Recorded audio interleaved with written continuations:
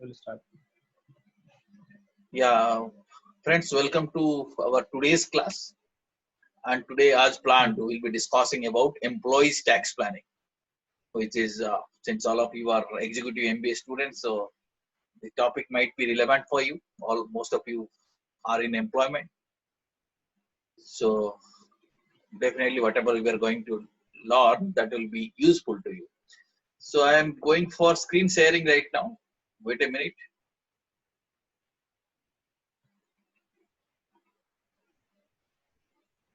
Trust the screen is visible to you.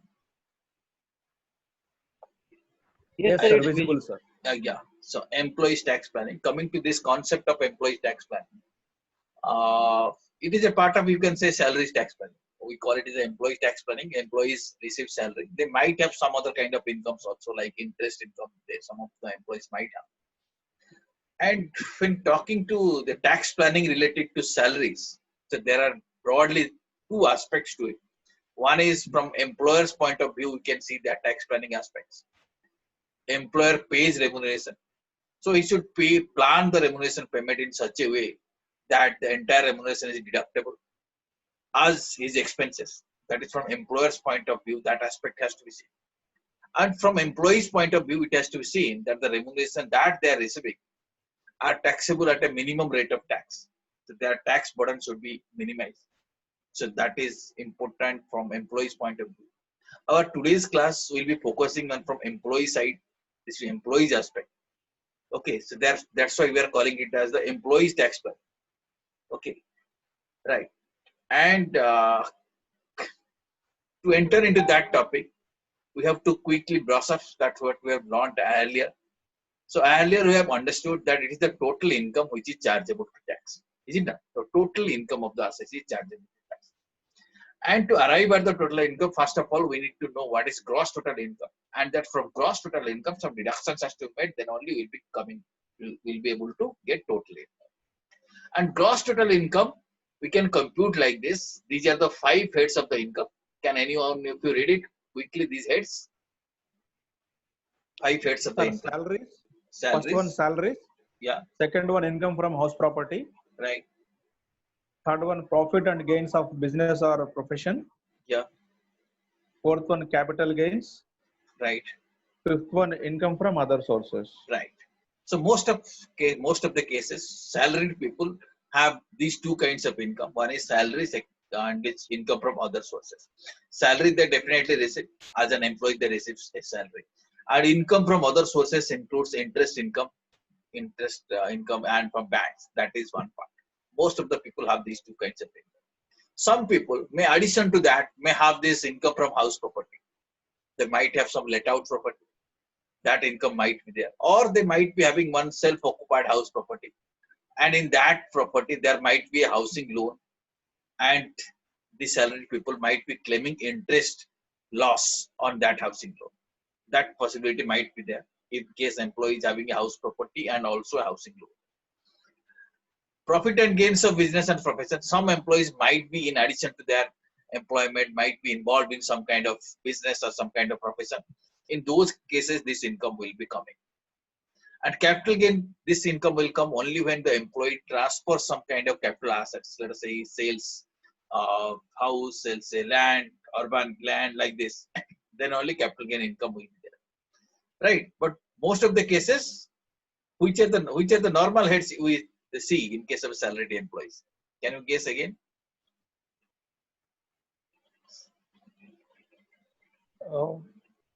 Sir, in case of salaried employee, salary obviously there. Yeah. And if he's owning a house, then house property rent will come. Yeah. Then profit and gains. Profit and gains, rarely it might be there. Rarely it might be there. And capital gain is also whenever rare. we sell is rare case. And income from other sources. Yeah. Sir, here I need to clarify one doubt. The interest which is coming on SBI account, that also need to be shown here? Yes. SBI account interest. Yes. Yes. Okay. Your SBI interest, saving bank interest income, is income from other sources. That has to be included here to arrive at the gross total income. It's a different story that interest Okay. of rupees 10,000 rupees will be deducted. That is at the next stage. First, it will be added here, but it will be deducted under Okay. 80 DTA. That's a different story. But you need to add it and also Okay. deduct it. Oh, I Okay, see. if it is saving Okay, bank sir. interest, but other interest, let us say here FD interest, there is no FD deduction here. The entire FD interest will be taxable here. taxable. Okay. Okay, so these are So, the sir, heads what of the income. about any LIC payments, sir? Any LIC maturity payments? But that depends. We'll be discussing That depends. Okay, that sir. part. Some of the policies it is taxable, some of the policies not taxable. Okay, Right? sir. Most of the This policies that endowment policies, sir? uh, Endowment policies? it Money again back or depends. endowment? It Depends. again Okay, depends. okay. It again depends. It depends upon the value of the policy. Okay, Okay, sir. we'll be looking at that point when we'll be Thank you, sir. coming to the deductions. Right. So right now we have Okay, sir. understood there are these 5 heads of the income, and in Yeah. case we want to compute gross total income, there are 2 more adjustments are also there. One is clubbing provision. In certain situations, some other person's income needs to be clubbed with the assessed income. Okay, sometimes minor child's income, sometimes spouse income, some conditions are there. So that also I'm not purposefully covering that thing, but just have an idea. In certain situations, some other incomes may be clubbed with assessed income. That clubbing provision will be applied. In addition to that, carry forwarded losses can be set off. If there are some losses of earlier years which are carried forward to this year, then this year also they can be set off, but subject to certain conditions. Right? Specific kind of losses can be set off against specific kind of income, and more importantly, that loss return must have been submitted in time. The assessee must have submitted the return of loss in due date, within due date. Then only loss can be carried forward and set up. So at this stage, these 2 adjustments have to be made. Then only we will be getting a figure. That figure will be called as GTI. GTI means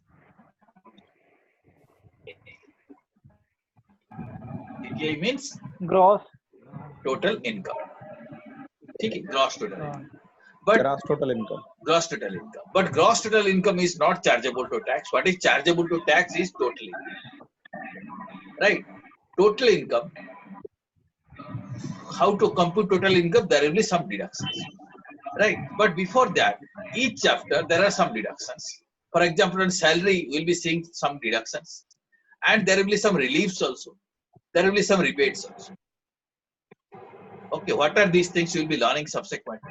Similarly, some deductions are there from income from house property, some deductions are there from profit and gains of business or profession, from capital gain, from income from other sources, some deductions are there. Okay, so these are, you can say, deductions specific to these heads. Right, so Sir, since excuse today, me, sir. Sir, yeah, somebody is noise disturbance, sir. So yeah, I please request, request to I mute. request all of you, please mute your audios, and Raghu bhai, please mute your and this thing. in case you want to ask some question, and whenever I am asking question, please unmute and speak. Okay, if there is no background noise, then please keep it on mute. And in case you feel there is some background noise is there, then please mute your speaker. Okay, friends. So there are some deductions specific to these heads, and there are some deductions which can be availed in total. So all these 5 heads income will be, there are different procedures, different processes, how to arrive at the salary income, how to arrive at the income from house property, how to arrive profit and gains of business profession. Similarly, capital gains and income from other sources. Right. And after that, this clubbing provision and setup of carry forward losses will be applied. And thereafter, there will be a series of deductions which are called as the Chapter 6A deduction. The questions you are asking about the LIC taxability, etc. Okay, and LIC premium paid, etc. Whether they will be deducted or not, that will be, these things will be discussing in this area when we will be coming to this area. Chapter 6A deduction. Right, life insurance premium, purchase of national saving certificate or provident fund investments, all these things we are talking about. Okay, now coming to, after these deductions we will be getting total income, and this total income will be rounded up to nearest rupees 10, and this is what which is chargeable to tax. Understood the point? And today when we are talking about the employee tax planning, we will be talking about these deductions which are applicable to salary head, some reliefs and some rebates. And the entire Chapter 6A deductions, we may not be able to cover it, but those deductions which are very popular among salaried people, those deductions will be covering. Right, that is the plan for today. Now, friends, coming to salary part. So you must be knowing it that salary consists of various components. Right, these are the components. For example, basic salary is definitely a major component. Then salaried people receive a lot of allowances, like house rent allowances, maybe traveling allowance, maybe uniform allowance. Like there's so many kind of allowances there is a dearness allowance. Then some salaried employees also receive perquisites. These are basically non-monetary benefits. Let us say some of them are given rent-free accommodation, or let us say free car facility, free vehicle facility, or this kind of some non-monetary benefits. Money is not given, but some benefits are extended to them. They are the perquisites. And some of them also receive profit in lieu of salary. On account of salary, in lieu of salary, some profits also some people add. For example, if there is some modification in the terms of service or termination in the service contract, so they may receive some payment and there may be some profit in lieu of that. That is called as profit in lieu of salary. Exact definition of profit in lieu of salary, subsequent slide is there. You can read it later on. That also I'm not covering. I'm not explaining, but it is there. If you want, you can read it. And you know, pension also forms a part of salary, right? So like this, salary consists of these things. Got some idea about the components of salary or any query you have? No, sir. So Okay. it is clear, sir. Okay. If these are the components of the salary and we get under this head, basically 3 deductions we get. Okay. Entire thing is salary, 3 deductions. Can you read what are these deductions? Sir, standard deduction, number Yeah. 1. Number 2, professional tax. Yeah. The third one is entertainment allowances. Entertainment allowance. We have to remember that under salary head, there are 3 deductions. But other deductions are there. They are chapter 6 deduction, that is different thing. Right? You are making some investment, you are getting deduction. We are not talking about that deduction right now. But under salary head, these 3 deductions has to be taken care of, and employees should avail these 3 deductions.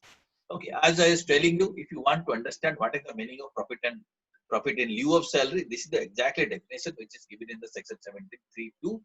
So later on, you can pause your video and you can kindly read it. So I am not explaining you purposefully. Now, coming to the deduction part. What is the first deduction is standard deduction. Is it not? Right. You see, anybody who earns some income, let us say some businessman is adding some income. He also spends some money to earn that income. Some expenditure needs to be income. And in the hands of businessman, all these expenditures are deductible. To arrive at the profit, he deducts all these expenditure. Similarly, a salaried employee also spends some money to earn his salary. Okay, he has to travel. Okay, he has to, let us say, consume food. So many things. So some money has to spend to earn that salary. So ideally, some money, those kind of expenditure should be deducted. So maybe keeping that thing in your mind. So this is a standard deduction allowed to them, a flat deduction, without considering actually how much expenditure each individual is spending to earn his salary. So flat amount is deducted, that is rupees 50,000 rupees per year. Okay, flat amount of deduction. Or the amount of salary. If this amount of salary is less than 50,000 rupees, the entire amount of the salary will be deducted. So 50,000 rupees or the amount of salary, whichever is lower, is to be deducted. Standard is. Suppose someone is earning a salary of 45,000 rupees, so entire 45,000 rupees deducted as standard deduction. Or someone is earning a income of 6 lakh rupees, then 50,000 rupees will be deducted. His income will be net of standard deduction will be 5,50,000. Are you understanding this point? In that case, 5,50,000 will be considered after it. Yeah, 5,50,000 because 50,000 will be claiming as salary. Standard deduction under section 16(1)(a). Okay, sir. Okay. When you will be, some of you might be filing income tax return. If you file, you can find under this particular section, under section 16, 3 deductions one can claim. Under past, one can straightway claim 50,000. Okay. Sir, it doesn't record any proof. No proof is required. That's why it is standard deduction. It doesn't vary from person to person. If you are employee, if you are having salary income, 50,000 will be deducted flat. Okay. Sir, under section 16, what is IA in bracket subsection. That is a section reference, section and subsection number. Okay. Okay. In fact, section 16 had 3 subsections: section 16(1), section 16(2), section 16(3). One was standard deduction, second was in professional tax, third one is entertainment allowance. Right. So this is a new section 1A has been inserted. That's for name is like this 1A, 16 1A. New subsection has been inserted. Thank you. Okay. Should I move now? Okay, sir. Right. Now, Yes, sir. now second deduction is about this. You see, section 16(2). This is section 16(2) is about entertainment allowance.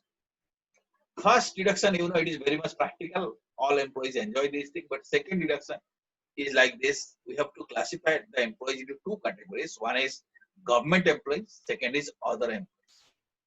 If employee is a government employee, then the minimum of the following are deductible. First one is actual entertainment allowance receipt. Second is 20% of the basic salary. Third one is 5,000. Out of this, whichever is minimum. Okay, whichever is minimum, that is deducted. Suppose minimum is 5,000 rupees, then 5,000 rupees is the exempt deducted. Okay, deducted means what? Suppose someone is receiving entertainment allowance of 24,000 per month, 2,000, annually 24,000. And this thing, minimum amount comes 5,000. So out of 24,000, 5,000 rupees will be deducted. Balance 19,000 will be taxed. Understood? That's true in case of government employees, if they are receiving entertainment allowance. But for other employees, non-government employees, we have to remember that entertainment allowances are fully taxable, so no deduction. Right? For all non-government employees, there is no deduction on account of entertainment allowance received.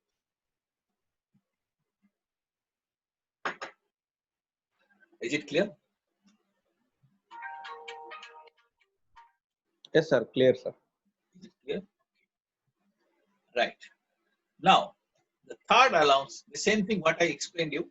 It is written in the slide. You can later on read it.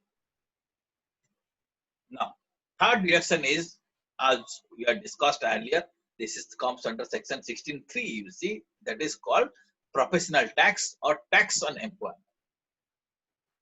So many of you might be knowing, the professional tax is a state government tax. It's levied by various state governments. It varies from state to state. There is no uniformity in professional tax. Every state, it's a different rate. These taxes are charged. Okay, and the employees are supposed to pay this tax. And if this tax is paid, employee is paying professional tax, then whatever amount is paid, the employee can claim that amount as deduction from his salary. Are you getting this point? If employee has paid professional tax, he can claim it as a deduction under section 16(3). Is it clear? Is this point clear? Yes, sir. Yes, sir.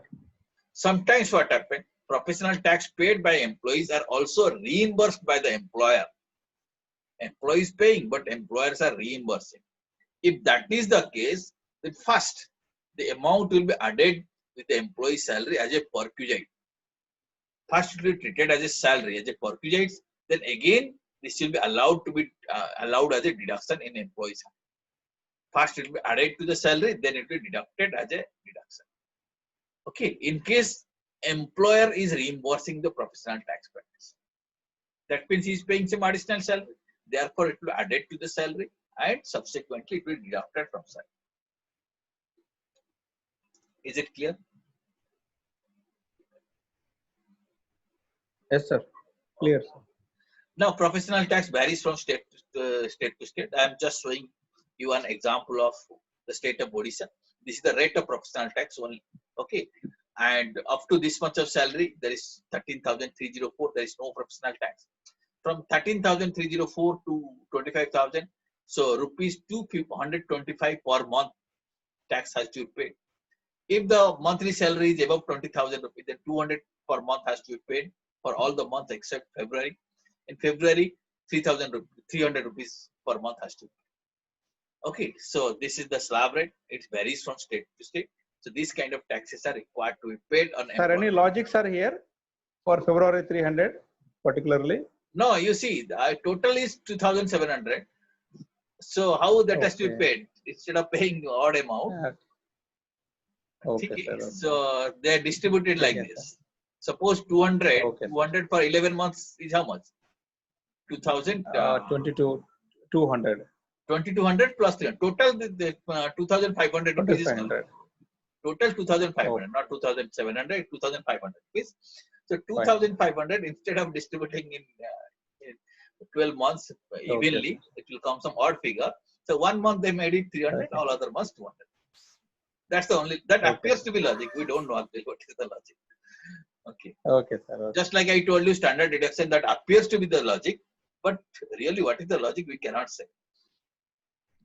Okay, once law is there, we have to follow the law. And you know, I told you from the very beginning, law and logic Yes, sir. doesn't go hand in Yes, hand. sir. Right, that's true. Yes, sir. Right, Right, so sir. these are the three deductions we know. Every salaried people get it. Now coming to relief. One kind of relief is popular among salaried people. This is relief under section 89. This particular relief is applicable when somebody receives arrears of the salary or advance salary. Many times, you know, salaried people receive arrears. Past several years, arrears are received in a particular year. Right. Consequently, what happens? Their salary income rises, increases substantially. Suppose past some allowances or some kind of past several years are received in a particular year. So employee receive a lump sum. Is it not? And because employee received a lump sum, he is supposed to pay now a tax at a higher rate. Earlier, suppose he would have received those same amounts in the different years, he could have paid tax at a lower rate. But since now he is receiving the entire money in 1 year, he is going to pay tax at a higher rate. Is it true or not? Yes, sir. True, sir. It is true. If that is the Yes, situation, sir. then in that situation, employee can claim relief under section 89. Now, question arises how an employee can compute. Employee can do one thing. Let us say, suppose you received an arrear of 5 lakh in this year. That arrear, let us say, last 5 years, that pertains to last 5 years. Every year you could have received 1 lakh, 1 lakh, 1 lakh is, but instead of receiving that, you received it now only 5 lakh. Then what you are supposed to do? You have to find out that in this year, including 5 lakh rupees, what is the tax you are going to pay? That is calculation A. Then if the same income you would have received in the past 5 years, what is the income tax you should have paid by that time? Right? Let us say if the same income could have been distributed every year, you could have paid tax of, let us say, 1 lakh rupees. Okay, for this additional income, you could have paid, let us say, additional 1 lakh tax. But now the entire tax is included in this year, you are paying 1.5 lakh rupees extra. You are supposed to pay 1 lakh extra, but now you are paying 1.5 lakh extra. Then the extra money that you are, the extra tax which is payable by you, that can be claimed as a relief. You can claim relief of extra 50,000 rupees, and consequently, there will be no extra burden on the employees. This is relief under section 89. Are you getting it? Are Yes, you sir. getting it? Okay. Now you might be Yes, sir. thinking that how to compute all these things. How to compute last several years, what is the money what is the tax I'm supposed to pay, and what is the money I'm going to pay now, and how much relief I should claim. Very simple. You need not bother about this. You can visit the income tax department website. There is a calculator that will help you in calculating relief under section 89. Section 89 relief calculator is there. If time permits, I'll be showing you that thing also. By using that thing, you can find out how much relief can be claimed. Is it clear to you? Yes, sir. Clear, sir. Now, that was a relief. Now coming to a rebate. This is a kind of rebate which is not only for not salaried employee. This is for all, for any kind of income. And you might be knowing about this also, right? When the total income is less than equal to 5 lakh. If the total income is up to 5 lakh, then what is the treatment? There will be a deduction up to 12,500. Consequently, if the total income is up to 5 lakh, there will not be any tax. But if the total income exceeds 5 lakh rupees, then the assessee or the employee has to pay tax. Okay. Yes, sir. Okay, sir. So this is a rebate. Suppose your total income is marginally exceeding 5 lakh. Total income is, let us say, 5 lakh and 50. Then you have to pay normal tax. But if the total income is 5 lakh, just 5 lakh, then entire income is exempted, or you can say entire tax can be claimed as rebate, and there will not be any tax. Right? Understood this point? Yes, sir. Understood, sir. Okay. Now, coming to various kinds of tax rates. Here, this is one important thing we have to understand. You might be knowing these are the tax rates which was for assessment year 2021. As well, the same rate is applicable for 21-22. For men and women below 60 age, so up to 2,50,000 nil, then above 2,50,000 to 5 lakh 5%, then 5 lakh to 10 lakh 20%, above 10 lakh 30%. Right? Relief rebate under 87A is available, all these things. And for senior citizens up to 3 lakh rupees, there is no tax. Above 3 lakh, then 5%, then 20%, then 30%, like this. The slab is applicable. You can look at this slab later on. For very senior citizen or super senior citizen, up to 5 lakh rupees, there will be not be any tax, no tax. From above 5 lakh to 10 lakh, 20%, then 30%. So these are the various tax slabs for different kind of people. Right. So normal slab or regular slab for assessment year 2021 and 21-22 is 5%, 20%, 30%. Right. This particular slab rate is called as the old regime or old scheme of taxation. And in this budget, you know, tax rates are prescribed in the annual budget. Tax rates are not there in the Income Tax Act, except some special rates, specific rates like capital gain tax or let's say tax on lotteries. But normal tax rates are presented in the annual budget or in the Finance Act. In the last budget for assessment year 21-22, that means for the previous year 2021, the year we are facing today, a new tax regime has been proposed. Okay, and this is an optional scheme. You got a choice. You may opt for the new scheme. You may go for the old scheme. This is up to you. This is an alternate tax regime, you can say, and this is available only for individuals and HUFs.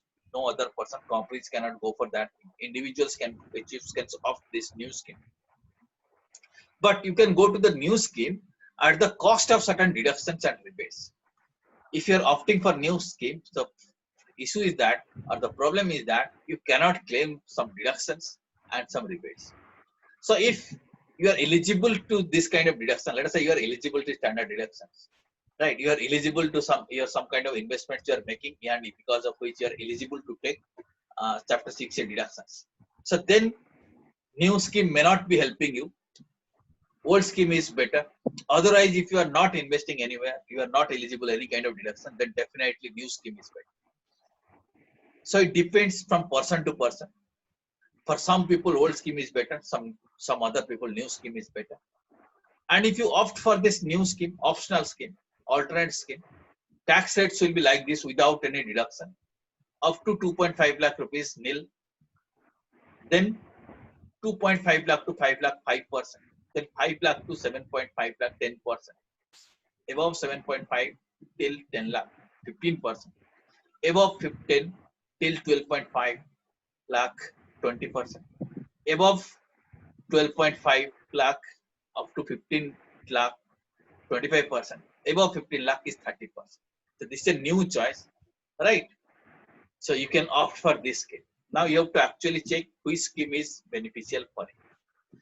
But if you go for the new scheme, so you see, I am showing you these are the some deduction which is for salaried people will not be able to avail this kind of deduction. For example, standard deduction 50,000, LTC, house rent allowance. Many of us get this benefit, and there is a list of allowances like hill allowances, like etc. Under section 10, 14 cover some kind of deduction person cannot get. If there is some housing loan, a salaried employee normally claims interest loss up to 2 lakh rupees. That cannot be claimed under the new optional scheme. Chapter 6A deduction, which is up to 1,50,000, can be claimed now under new scheme. That cannot be claimed. In addition to that, some people are investing in national pension scheme. Additional 50,000 they are claiming a deduction. That also cannot be claimed. If some donations are made to some charitable trusts, etc., then sometimes 100%, sometimes 50% of the deductions of the donation could have been claimed now under new scheme. The RCC cannot claim that thing. Right, interest on educational loan also that cannot be claimed. And one more thing, that interest on saving bank account up to 10,000 rupees, which is allowed as a deduction under section 80 TTA, that also one cannot claim. So at the cost of all these deductions, one has to opt for new scheme. Therefore, if you are choosing new scheme, you have to be very careful that you see all these deductions will be lost. Consequently, you will be maybe end up in paying more. Okay, so practically speaking, new scheme may be beneficial to those people who have not made any kind of significant investment, right? And who want to forego this 80C deductions, 80D deductions for health insurance, or standard deduction 50,000 rupees. Somebody can forego, then only new schemes are beneficial, otherwise new schemes are not beneficial. We have calculated, this is an example, that at what range of salary, which scheme is better. Okay, this is an illustration only. You see this in this illustration, we have assumed that somebody is investing 1.5 lakh rupees in, let us say, chapter 6A eligible investments, 25,000, let us say, on 80D health insurance, and 50,000 on standard deduction, which everybody has. Assuming this kind of deduction, if the net income is 7 lakh rupees, under new regime you see 37,000, under old regime 0, no tax. If it is 10 lakh rupees, you see old regime 70,200, new regime 78,000. If it is 15 lakh, you see new regime is better in this kind of situation. If it's 30 lakh, you see new regime is better. Okay. So it depends, but this is only illustration. Don't go by this. How you will be choosing it practically, you have to try with the help of a calculator. I will be showing you that thing. Today time may not permit, but maybe in next class I will be showing you how to exactly calculate whether new scheme is better or old scheme is better. New regime may prove beneficial for the high income groups with minimal investment. Income is high, but investment is minimal. In that case, new scheme may be beneficial. Old scheme is normally better for the low income or middle income group who do some kind of saving. They invest some money. That will be better. But again, I repeat, there is no set formula. It will vary from person to person. So you have to try it with the help of some example. Now, how to try it? I am showing you just in the offline. I am showing you. I will be showing you online also. You can visit to this website. You see Income Tax Department's website, Income Tax India, efiling.gov.in. This is one website. Another site also, incometaxindia.gov.in. There are also similar kind of calculators are there. You can find a link, tax calculator, financial year 2021. You see income tax e-filing. You can go there, and if you give some minimum data, your age, estimated income, expecting exemptions, deductions, etc. After giving all these things, if you click or press enter, you'll be getting a result like this. As per old scheme, this is your income. According, this is your tax. As per new scheme, this is your tax. So benefit under new scheme is this one, or benefit under old scheme is this one. This kind of things you can get it if you want. Okay, understood. And I'll be showing you we can visit to the income tax department's website and I will be able to show you that which scheme is better for you. Right, today it could not be possible. Time will not allow you to Okay. do that. But for we'll see it. Next class we'll see it from person to person. It's a practical example. And there are some benefits like house rent allowances, etc., which normally a salaried person enjoys. We'll see how one can plan his tax, keeping in mind all these kind of allowances, all these kinds of perquisites. Right, some allowances will be dealing. Then we'll be maybe in next class. What we'll do, we'll try to visit to the website of income tax department, and I'll be showing you directly income tax calculators by using which we'll be able to calculate how much will be taxable under various kinds of allowances like HRA allowances, how to compute tax, etc. So we'll plan it for tomorrow. Tomorrow we'll be having that kind of class. Okay, is it clear to you up to this?